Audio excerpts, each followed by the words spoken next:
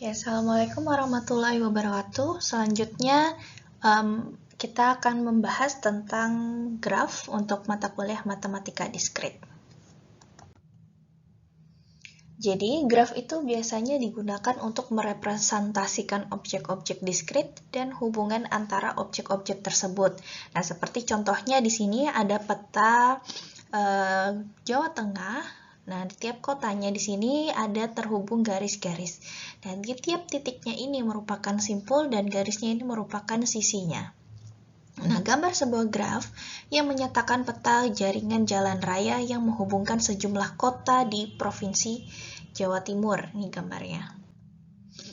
Sejarah dari graf itu berawal dari persoalan jembatan Königsberg pada tahun 1736. Nah, di sini, di jembatan ini terdapat daerah A, B, C, dan D yang masing-masing harus terhubung dengan jembatan. Nah,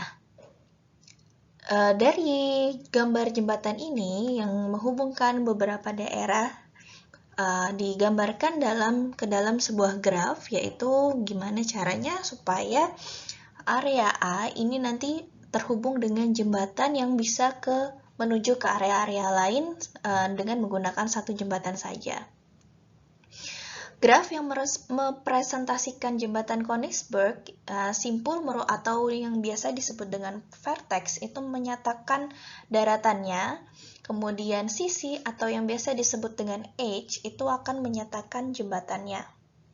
Nah, persoalannya, bisakah orang melalui setiap jembatan tepat satu kali dan kembali lagi ke tempat semula? Gitu. Itu nanti yang akan diselesaikan dengan cara menggunakan graf.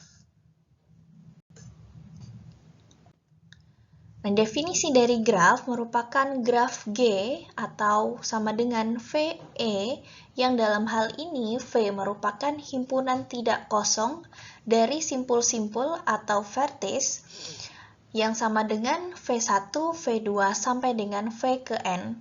Dan E merupakan himpunan sisi atau yang biasa disebut dengan edges yang menghubungkan sepasang simpul E1, E2 sampai dengan E ke N. Nah, di sini ada 3 gambar graf. Yang pertama ada G1 merupakan contoh dari gambar graf sederhana, G2 merupakan graf ganda, dan C merupakan graf semu. Kita lihat pada gambar G1. G1 merupakan graf dengan V adalah vertex, yaitu simpul-simpul. Simpulnya terdiri dari simpul 1, 2, 3, dan 4, dan E merupakan edges atau sisi. Sisinya ada sisi 1, 2, 1, 3, 2, 3, 2, 4, dan 3, 4. G2 adalah graf dengan V atau simpulnya ada 1, 2, 3, dan 4. Kita lihat di sini. Ada 1, 2, 3, dan 4. Kemudian edge atau sisi-sisinya ada 1, 2, 2, 3. Kemudian 1, 3, kemudian 1, 3 lagi di sini karena berbalik ya. Nah, makanya dia disebut dengan graf ganda, dan karena dia nanti di sini ada 2 kali, jadi 1 ke 3 maupun 3 ke 1. Kemudian 2, 4, kemudian 3, 4, 3, 4-nya ada bolak-balik, jadi bisa berlawanan. Dia bisa kembali ke satu titik. Kemudian ada 3, 3. Atau edge-nya ada E1, E2, E3, E4, E5, E6, E7, dan E8. Kemudian di sini, pada gambar 2, di sini G1 merupakan graf sederhana, G2 merupakan graf ganda, dan C merupakan graf semu. Pada G2, sisi E3 itu ada 1, 3. Dan sisi E4, kita lihat ada 1, 3 juga, dinamakan sisi ganda karena dia multiple atau parallel edges. Karena kedua sisi ini menghubungkan dua buah simpul yang sama, yaitu simpul 1 dan simpul 3. Makanya tadi ini disebut dengan simpul ganda atau multiple edge. Kemudian pada G3 kita lihat di sini, sisi E8 dinamakan gelang atau kalang atau loop. Karena ia berawal dan berakhir pada simpul yang sama. Nah, di sini dia berawal dan berakhirnya juga di sini, di titik 3, di simpul yang 3. Nah, makanya di sini tadi disebut dengan graf semu, karena ada gelangnya. Jadi ciri-cirinya ketika ini ya dia bolak-balik, maka dia disebut graf ganda. Ketika di sini ada gelang, maka disebut graf semu. Nah, di sini terdapat jenis-jenis graf berdasarkan ada tidaknya gelang atau sisi ganda pada suatu graf, maka graf akan digolongkan menjadi dua jenis. Yang pertama adalah graf sederhana atau simple graph. Graf yang tidak mengandung gelang maupun sisi ganda disebut dengan graf sederhana. Jadi dia hanya simpul dan sisi seperti ini. Jadi simpulnya, sisinya pun hanya ada satu kali, tidak berulang seperti tadi. Ini jadi ada 4 simpul dengan sisinya ada 1, 2, 3, 4, dan 5. Kemudian yang kedua adalah graf tak sederhana atau biasa disebut dengan unsimple graph. Itu merupakan graf yang mengandung sisi ganda atau gelang yang dinamakan graf tak sederhana atau unsimple graph. Kita lihat di sini. Graf tak sederhana itu mengandung sisi ganda karena di sini kita lihat di sini simpul 1 atau 2 dia menghubungkan bolak-balik. Jadi dia tidak hanya satu sisi. Jadi dia terdapat simpul yang menghubungkan dua titik yang berbeda secara bolak-balik ya. Kemudian yang di sini mengandung gelang. Kemudian graf tak sederhana itu pun nanti akan dibagi menjadi dua, yaitu graf ganda dan graf semu. Jika graf ganda dia simpulnya mengandung sisi yang ganda, jadi sisinya nanti dia ada lebih dari satu. Kalau graf semu dia nanti ditandai dengan adanya gelang, seperti lingkaran ini. Dia looping karena dia berawal dan berakhir di simpul yang sama. Ini gelangnya. Ini contoh lain graf yang lain. Di sini ada graf sederhana, graf ganda, dan graf semu. Di sini ada gelangnya. Kemudian berdasarkan orientasi arah pada sisi, graf akan dibedakan menjadi dua jenis. Yang pertama, graf tak berarah atau undirected graph merupakan graf yang sisinya tidak mempunyai orientasi arah, disebut graf tak berarah. Jadi di sini tidak ada arahnya. Bisa saja dia dari sini ke sini atau dari sini ke sini. Ya, jadi tidak ada panahnya. Jadi makanya dia disebut graf tak berarah. Kemudian yang kedua adalah graf berarah atau yang biasa disebut dengan directed graph atau digraph. Merupakan graf yang setiap sisinya diberikan orientasi arah. Ya, jadi di sini ada panahnya. Menunjukkan bagaimana alur tersebut. Jadi dari sini berarti arahnya dari C ke B, bukan dari B ke C ya. Karena di sini sudah ada panahnya. Jadi kita bisa mengetahui. Nah, kalau di sini ada gelangnya berarti dia looping dari C. Jadi berawal dari simpul C dan berakhir di simpul C. Kemudian di sini dari C ke D. Di sini bisa C ke D atau sebaliknya D ke C. Karena ada panah yang bolak-balik. Nah, jadi bisa dibedakan dari G1 dan G2. Di G1 tidak ada panahnya, maka disebut graf tak berarah. Nah, yang B atau G2 itu graf berarah karena ada arah jalannya. A ke E, kemudian A ke B, itu arahnya terlihat jelas. Jadi ada panahnya. Ini contoh lainnya. Jadi ada graf berarah dan graf ganda berarah. Graf ganda berarah berarti di sini grafnya ganda, kemudian ada panahnya, panah arahnya. Dari mana ke mana? Dari 1 ke 3, bolak-balik lagi. Dari 3 ke 1, dari 1 ke 3, gitu ya. Nah, dari yang kita pelajari tadi itu terdapat beberapa jenis-jenis graf. Yang pertama, jenisnya graf sederhana, dari sisinya itu tidak berarah, dari sisi ganda tidak ada sisi ganda karena disebut graf sederhana. Kemudian sisi gelang itu tidak ada.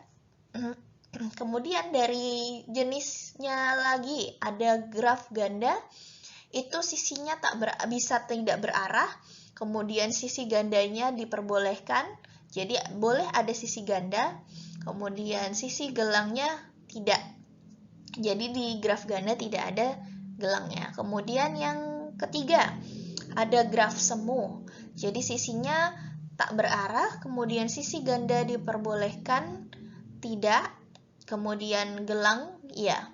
Jadi kalau yang graf semu itu ada loopingnya. Kemudian graf berarah, sisinya berarah, sisi ganda diperbolehkan maupun yang sisi gelang diperbolehkan. Kemudian graf berarah, di sini graf ganda berarah, jadi sisinya boleh berarah, kemudian ganda diperbolehkan dan sisi gelangnya diperbolehkan juga. Ini contoh pada implementasi penerapan graf. Jadi ada yang pertama adalah untuk rangkaian listrik. Jadi untuk menggambarkan bagaimana titik A ke titik B rangkaiannya. Kemudian yang kedua menggambarkan isomer isomer senyawa kimia karbon. Contohnya di etana itu pemecahannya ada C2H6. Nah, di sini titik-titiknya digambarkan dengan graf, dapat digambarkan dengan graf. Kemudian jejaring makanan atau siklus makanan pada mata kuliah biologi itu bisa juga digambarkan dengan graf. Dan pengujian program. Jadi di sini graf digunakan untuk melihat bagaimana jalannya pengujian program. Misalnya yang pertama seperti apa, yang kedua lanjutannya seperti apa. Ketika nanti ada kesalahan, dia akan balik looping ke tahap kedua dan seterusnya. Kemudian yang kelima, implementasi dari graf adalah pemodelan mesin jajah atau biasanya kita sebut dengan vending machine. Nah, jadi mulai dari pemasukan uang, ketika yang dimasukkan uangnya 5 sen atau 500 rupiah, itu nanti jalannya seperti apa, itu bisa dimasukkan, digambarkan dengan graf. Selanjutnya kita akan mempelajari mengenai terminologi graf. Yang pertama, mengenai terminologi graf itu ada ketetanggaan atau adjacent, yaitu dua buah simpul akan dikatakan bertetangga apabila keduanya terhubung secara langsung. Misalnya kita lihat dari gambar G1. Simpul 1 itu bertetangga dengan simpul 2 dan 3. Kita lihat karena dia simpulnya langsung dihubungkan dengan garis secara langsung. Tetapi simpul 1 tidak bertetangga dengan simpul 4 karena di sini simpul 1 dengan 4 tidak ada ditandai garis langsungnya atau tidak ada penghubungnya, ya saling lepas dianya. Itu ketika dikatakan bertetangga ketika dia terhubung secara langsung. Jadi 1 ke 2, 1 ke 3. Yang kedua adalah bersisian atau insidensi. Jadi definisinya adalah untuk sembarang sisi E sama dengan VJ VK, dikatakan E bersisian dengan simpul VJ atau E bersisian dengan simpul VK. Kita lihat pada gambar graf G1. Sisi 2,3 itu bersisian dengan simpul 2 dan simpul 3. Tetapi sisi 1,2 itu tidak bersisian dengan simpul 4. Ya. Kemudian yang kedua, sisi 2,4 ini garis ini namanya sisi H bersisian dengan simpul 2,4, simpul adalah titiknya. Tetapi sisi 1,3 sisi 1, 3, garis ini yang menghubungkan 1 dengan 3, berarti ini sisinya, tidak bersisian dengan simpul 4. Ya. Kemudian yang ketiga adalah simpul terpencil atau isolated vertex, merupakan simpul yang tidak mempunyai sisi bersisian dengannya. Misalnya kita lihat dari graf G3. Simpul 5 adalah simpul terpencil karena dia tidak memiliki sisi yang bersisian ya. Jadi di sini pun tidak ada garis atau garis sisinya dan tidak terhubung dengan simpul lainnya. Kemudian yang keempat adalah graf kosong atau null graph atau empty graph. Graf yang himpunan sisinya merupakan himpunan kosong atau nol. Jadi di sini kita lihat, di sini ada simpul 1, 2, 3, 4, dan 5. Di kelima simpul ini tidak ada himpunannya atau tidak ada garis yang terhubung, makanya disebut dengan graf kosong. Kemudian ada derajat atau biasa disebut dengan degree. Derajat atau simpul adalah jumlah sisi yang bersisian dengan simpul tersebut. Notasinya adalah dV. Kita lihat pada gambar graf G1. D1 sama dengan D4. Jadi simpul D1 sama dengan D4 karena jumlahnya sama-sama 2 jumlah sisinya. Ya, 1, ini 2. Jadi 1 ke 2, 1 ke 3, ini simpulnya ya. Kemudian yang keempat, jumlahnya sama. 4 ke 2 dengan 4 ke 3 sama-sama sisinya 2. Kemudian kita lihat lagi yang D2. Kita lihat di sini D2. 2 ke 1 dan 2 ke 4. Jumlahnya ada 2. Kemudian kita lihat simpul yang 3. 3 ke 1 dengan 3 ke 4. Jumlah sisinya jadinya berapa? 2. Makanya di sini ditulis notasinya D2 sama dengan D3 sama dengan 3. Nah, jadi 3 ke 2, ya, karena ada garis tengahnya lagi, makanya dia jumlahnya 3. Di sini D2 itu 2 ke 3 juga terhubung secara langsung. Kemudian kita lihat lagi G3. G3, D5 kenapa 0? Karena di sini merupakan simpul 5 merupakan simpul terpencil, dia tidak terhubung dengan simpul lainnya. Kemudian D4. D4 merupakan simpul anting-anting karena di sini dia hanya terhubung ke satu simpul, 4 ke 3 saja. Kemudian kita lihat G2. D1 sama dengan 3. D1 kita lihat D1, jadi simpul 1 ini menghubungkan kemana aja? 1 ke 2, kemudian 2 ke 1, 2. Kemudian ada lagi nggak? 1 ke 3. Jadi jumlahnya adalah 3. Kemudian D3. D3 dia bisa menghubungkan ke simpul mana saja? 3 ke 1, kemudian 3 ke 2. Ya, kemudian di sini looping karena dia 2 kali ya, dia berawal dan berakhir di titik yang sama atau di simpul yang sama, makanya dia 2. Jadi 2 ditambah 2 sama dengan 4. Jadi jumlah derajatnya dari dari D3 adalah 4. Karena dia bersisian dengan sisi gelang atau loop. Nah, pada contoh di sini, graf di atas merupakan derajat setiap simpul ditujukan pada masing-masing simpul. Jadi 3, 7, 6, 5 ini merupakan derajat simpulnya. Jadi dia yang menghubungkan bahwa titik ini itu jumlah derajatnya 3. Jadi ada 3 sisi yang menghubungkan dari simpul ini.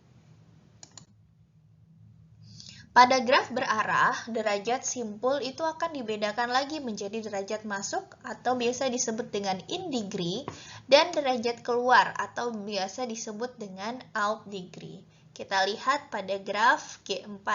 Di sini D in D-in untuk yang satu, simpul 1, itu ada berapa? Ada 1 dan 2. Jadi yang masuk ke simpul 1 itu ada 2, yaitu dari simpul 2 dan simpul 3. Kemudian kita lihat yang keluar dari simpul 1. Di sini kita lihat panahnya. Panahnya dari simpul 1 itu menuju simpul 2 hanya ada 1. Jadi yang keluar dari derajat yang keluar dari simpul 1 itu ada 1 jumlahnya. Kemudian yang dari simpul 2, kita lihat yang masuk dari simpul 2 ada berapa ini? 1 dan 2. Jadi dari simpul 4 ke 2 dan dari simpul 1 ke 2. Itu masuknya dari ke simpul 1 ke simpul 2 ada 2. Kemudian yang keluar dari simpul 2 ada 2, 1, 2, 3. Jadi yang pertama dari 2 ke 4, 2 ke 1 dan 2 ke 3. Jadi jumlahnya ada yang keluar ada 3. Kemudian kita lihat di simpul 3. Di simpul 3 ada berapa yang masuk ke simpul 3? Kita lihat di sini panahnya yang masuk ke simpul 3 ada berapa? Ada 2. Jadi 4 ke 3 dan 2 ke 3. Kemudian yang keluar ada berapa yang dari ketiga? Ada 1. Jadi dari 3 ke 1 saja. Kemudian di sini ada D4. D4 untuk yang masuk ada berapa? Ada 1. Jadi dari 2 ke 4 saja yang masuk. Kemudian yang keluar ada dari si keempat itu ada, ini 4 ya, 2. Jadi 4 ke 3 dan 4 ke 2. Kemudian selanjutnya ada lemma jabat tangan.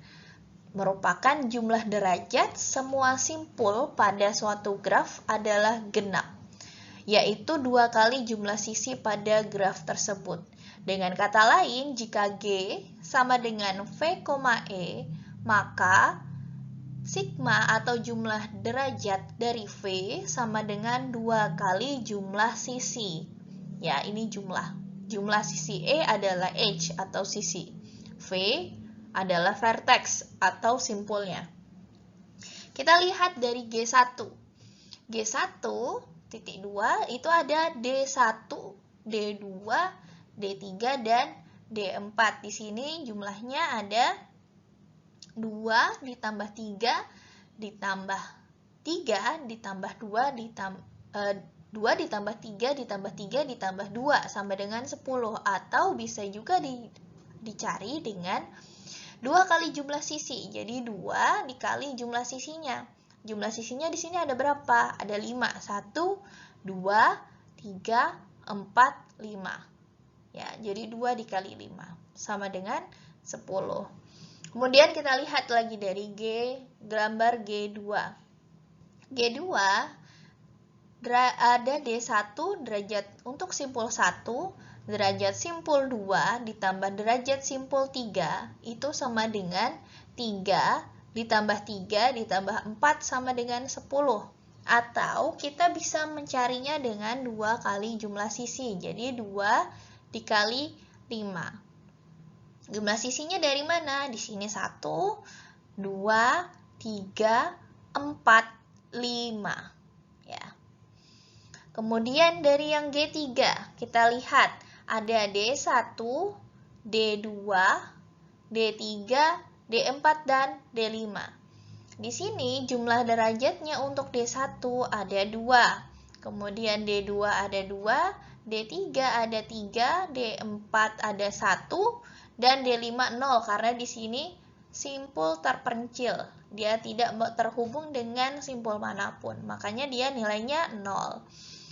Hasilnya adalah 8, atau bisa juga kita cari dengan 2 kali jumlah sisi. Jumlah sisinya di sini berapa? Ada 4. 1, 2, 3, 4. Nah, simpul yang 5 tidak dihitung karena dia tidak terhubung dengan sisi manapun atau simpul manapun.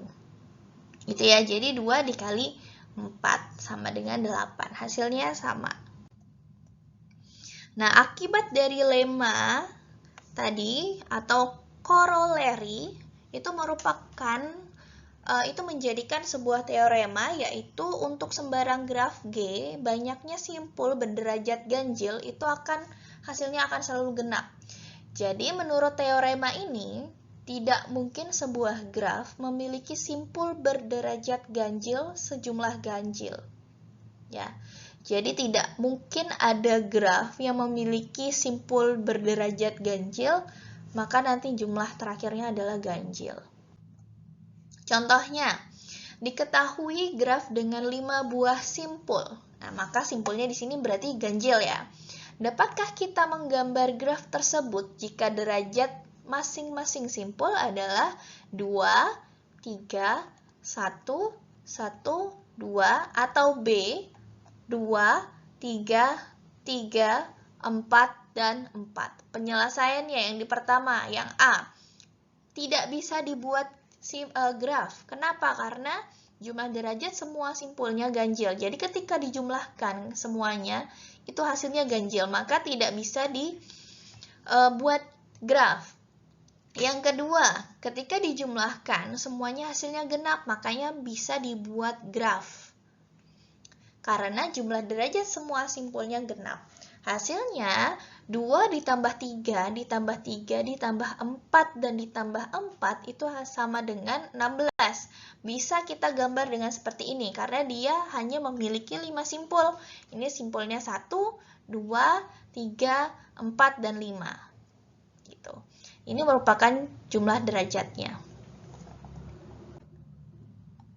Nah, ini ada latihan. Mungkinkah dibuat graf sederhana 5 simpul dengan derajat masing-masing simpul adalah A, 5, 2, 3, 2, 4, B, 4, 4, 3, 2, 3, yang C, 3, 3, 2, 3, 2, dan yang D adalah 4, 4, 1, 3, 2. Jika memungkinkan, berikan satu contohnya, jika tidak mungkin beri alasan singkat.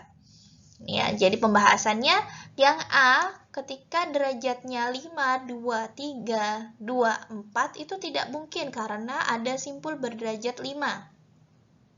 Kemudian yang B, derajatnya 4, 4, 3, 2, 3. Memungkinkan karena ketika dijumlahkan hasilnya genap.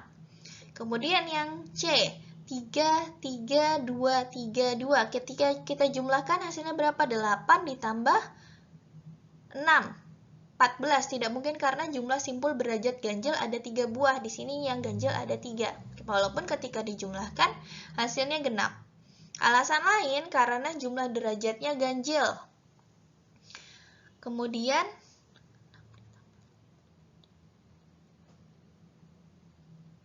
ini hasilnya 13 ya.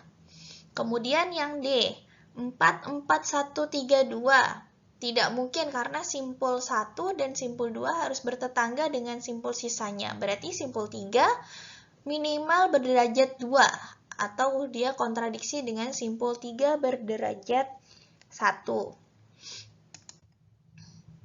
Kemudian yang akan kita bahas selanjutnya adalah lintasan atau path. Lintasan yang panjangnya N dari simpul awal V0 ke simpul tujuan Vn di dalam graf G adalah barisan berselang-seling simpul-simpul dan sisi-sisi yang berbentuk V0, E1, V1, E2, V2, dan seterusnya sampai dengan Vn-1 dan En, Vn. Sedemikian sehingga E1 sama dengan V0, V1, E2 sama dengan V1, V2, sampai dengan E ke N sama dengan Vn-1 dan Vn. Adalah sisi-sisi dari graf. Kita lihat gambar G1. Ada lintasan 1, 2, 3, dan 4. Itu merupakan lintasan dengan barisan sisi 1, 2, 2, 4, dan 4, 3. Panjang lintasan adalah jumlah sisi dalam lintasan tersebut. Jadi lintasan 1, 2, 4, 3 pada G1 memiliki panjang 3. Dari mana? Dari sini. 1, 2, 4, 3. 1, 2, 1, 2, 3. Jadi 1 ke 2 panjangnya 1, 2 ke 4 panjangnya 1, 4 ke 3 panjangnya 1. Sehingga G1 memiliki panjang lintasannya adalah 3. Kemudian ada siklus atau cycle atau sirkuit. Merupakan lintasan yang berawal dan berakhir pada simpul yang sama atau disebut dengan sirkuit. Jadi kita lihat ada gambar G1. Di sini 1, 2, dan 3, 1 merupakan sirkuit.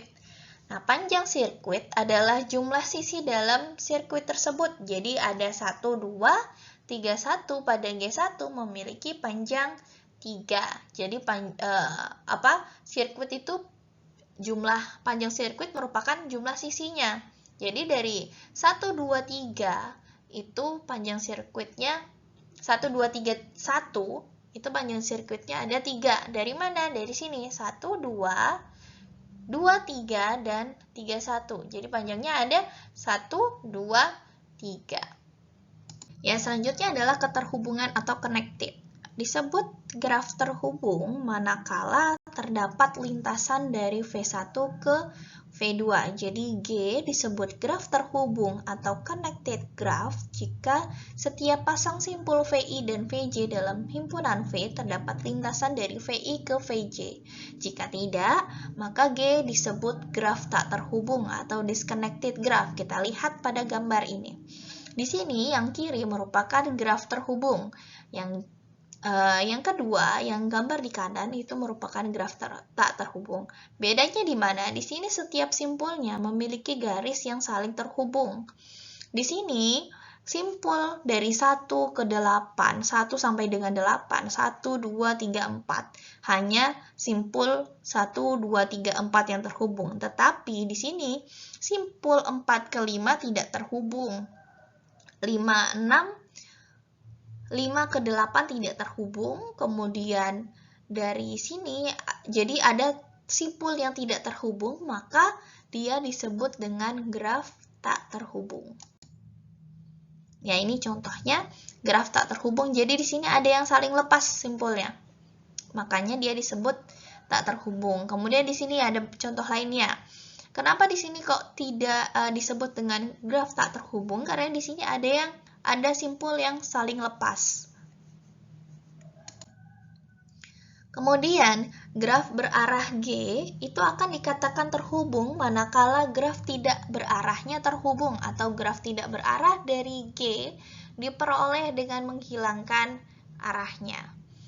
Dua simpul U dan V pada graf berarah G disebut terhubung kuat atau strongly connected jika terdapat lintasan berarah dari U ke V dan juga lintasan berarah dari V ke U, jadi bolak-balik arahnya.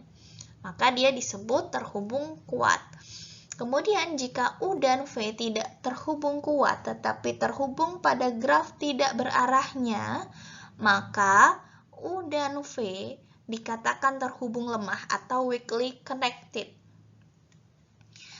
Kita lihat di sini gambarnya simpul 1 dan 4.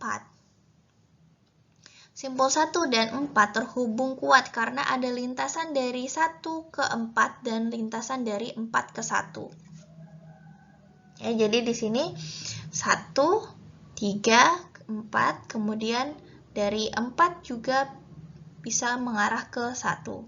4, 5, melewati 5, kemudian ke 1. Yaitu namanya dibilang terhubung kuat. Kalau dari sini, dari lintasan 1 ke 4, ini kan 1, 2, 3, 4. 1, 2, 3, 4. Nah, dari lintasan 1. Sedangkan kalau dari lintasan 4, yang menghubungkan ke 1 dari 4, 5, 1. Ya. Kemudian, graf berarah G akan disebut graf terhubung kuat atau strongly connected graph apabila untuk setiap pasang simpul sembarang U dan V di G terhubung kuat. Kalau tidak, G disebut graf terhubung lemah. Graf di sini gambarnya graf berarah terhubung lemah. Kemudian ini yang kanan graf berarah terhubung kuat.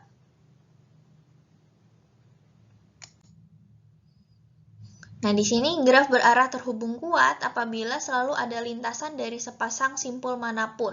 Kita lihat, apakah benar selalu ada lintasan dari sepasang simpul? Kita lihat dari 1, 2, 3, 4. Ada ya.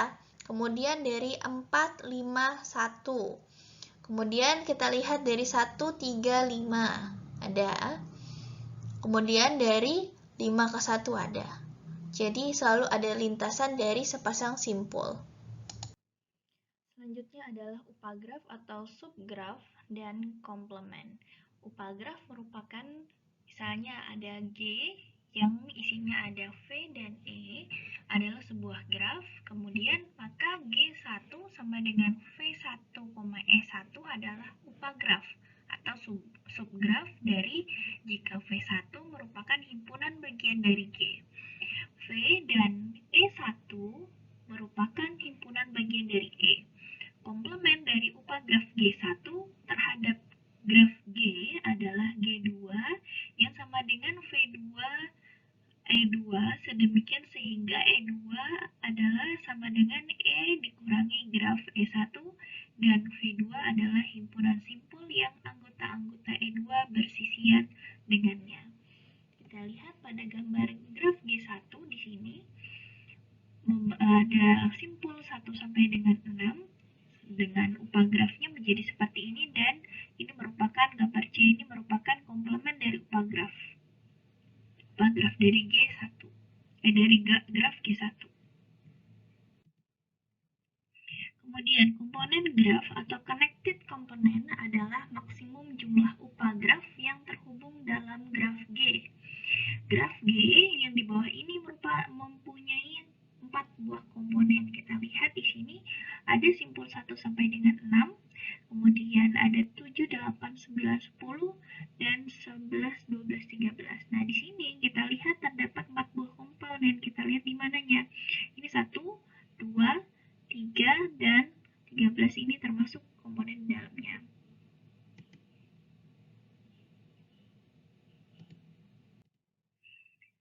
Pada graf berarah, komponen terhubung kuat atau strongly connected dan adalah jumlah maksimum upagraf yang terhubung kuat. Graf di bawah ini mempunyai 2 buah komponen terhubung kuat. Kita lihat di sini dan ini. Kemudian selanjutnya adalah upagraf merentang atau spanning subgraf. Upagraf G1 yang isinya adalah V1E1 dari G sama dengan VE dikatakan upagraf rentang jika V1 sama dengan V, yaitu G1 mengandung semua simpul dari G. Kita lihat di sini graf G memiliki 5 simpul dengan upagraf merentangnya jadi seperti ini. Dan C merupakan bukan upagraf merentang dari G karena di sini semuanya terkoneksi. Selanjutnya adalah cut set. Cut set dari graf terhubung G adalah himpunan sisi yang bila dibuang dari G menyebabkan G tidak terhubung. Jadi cut set selalu menghasilkan 2 buah komponen. Pada graf di bawah ini dengan sisi 1, 2, 1, 5, 3, 5, 3, 4 itu merupakan cut set. Terdapat banyak cut set pada sebuah graf terhubung. Contohnya ada himpunan 1, 2, 25 itu juga merupakan cut set. Jadi 1, 2, 25 ini merupakan cut set. Kemudian 1, 3, 1, 5, dan 1, 2 itu juga merupakan cut set. Dan 2, 6 juga cut set. Tetapi 1, 2, 25, dan 4, 5 bukan cut set sebab himpunan bagiannya adalah 1, 2, dan 25 yang merupakan cut set. Selanjutnya, graf berbobot atau weighted graph. Graf berbobot merupakan graf yang setiap sisinya diberi sebuah harga bobot. Jadi ini angka-angka di sebelahnya ini merupakan bobotnya atau graf yang memiliki bobot. Beberapa graf khusus, yang pertama adalah graf lengkap atau complete graph. Graf lengkap merupakan graf sederhana yang tiap simpulnya memiliki sisi ke semua simpul lainnya. Graf lengkap dengan n buah simpul dilambangkan dengan Kn, dan jumlah sisi pada graf lengkap yang terdiri dari n buah simpul adalah n dikali n-1 dibagi 2. Di sini merupakan contoh dari jumlah sisi di dalam graf lengkap. Ada ini 1, K1 sama dengan 0, K2 ini 1, kemudian K3-nya 3, K4-nya 6, di sini K5-nya 10, dan seterusnya. Kemudian yang selanjutnya adalah graf lingkaran. Graf lingkaran adalah graf sederhana yang setiap simpulnya berderajat 2. Graf lingkaran dengan n simpul dilambangkan dengan Cn. Selanjutnya adalah graf teratur atau regular graph, yang mana graf yang setiap simpulnya memiliki derajat yang sama disebut graf teratur. Apabila derajat setiap simpul adalah R, maka graf tersebut disebut sebagai graf teratur berderajat R, yang mana jumlah sisi pada graf teratur adalah NR dibagi 2. Ini merupakan contoh-contoh graf teratur lainnya, ya, seperti ini, gambar 1 dan gambar 2. Nah, ini ada satu contoh soal latihan. Soalnya adalah berapa jumlah maksimum dan jumlah minimum simpul pada graf sederhana yang mempunyai 16 buah sisi dan setiap simpulnya berderajat sama dan tiap simpul berderajat lebih dari sama dengan 4. Mari kita lihat bagaimana solusinya. Nah, jawabannya, tiap simpul berderajat sama itu merupakan definisi dari graf teratur. Jika jumlah sisi pada graf teratur berderajat R adalah E sama dengan NR bagi 2, maka N sama dengan 2E dibagi R, yang mana E-nya adalah 16, jadi 2 dikali 16 dibagi R, sama dengan 32 per R. Untuk R sama dengan 4, itu merupakan jumlah simpul yang dapat dibuat adalah maksimum, yaitu N sama dengan 32 dibagi 4 sama dengan 8. Untuk R yang lain, atau R yang lebih dari sama dengan 4, lebih dari 4, dan R merupakan pembagi bilangan bulat dari 32, maka R sama dengan 8, dengan N yang sama dengan 32 dibagi 8, maka sama dengan 4.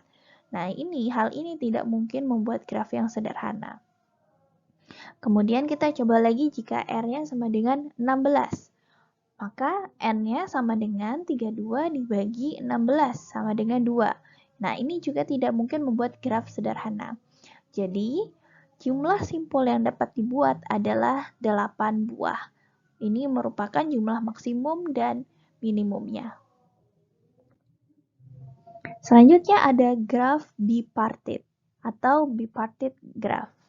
Graf G yang himpunan simpulnya dapat dipisah menjadi 2 buah bagian V1 dan V2, sedemikian sehingga setiap sisi pada G menghubungkan sebuah simpul di V1 ke sebuah simpul di V2, itu merupakan disebut graf bipartit dan dinyatakan sebagai G yang isinya ada V1 dengan V2. Jadi konsepnya seperti ini, seperti himpunan. Graf G di bawah ini adalah graf bipartit karena simpul-simpulnya dapat dibagi menjadi V1, yaitu ABD, dan V2-nya adalah CEFG. Nah, contoh bipartit lainnya seperti ini. Kita lihat V1-nya adalah H1, H2, H3, dan V2-nya adalah W, G, dan E.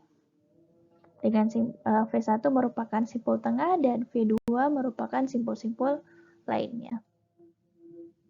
Kita lihat di sini, Apakah di sini merupakan graf bipartit? Ketika bisa dikatakan graf bipartit itu bisa digambar menjadi seperti ini. Maka ketika ini bisa digambar ulang seperti ini, maka dia termasuk dalam graf bipartit. Demikian materi minggu ini mengenai graf, silahkan dipelajari untuk persiapan UAS. Terima kasih. Assalamualaikum warahmatullahi wabarakatuh.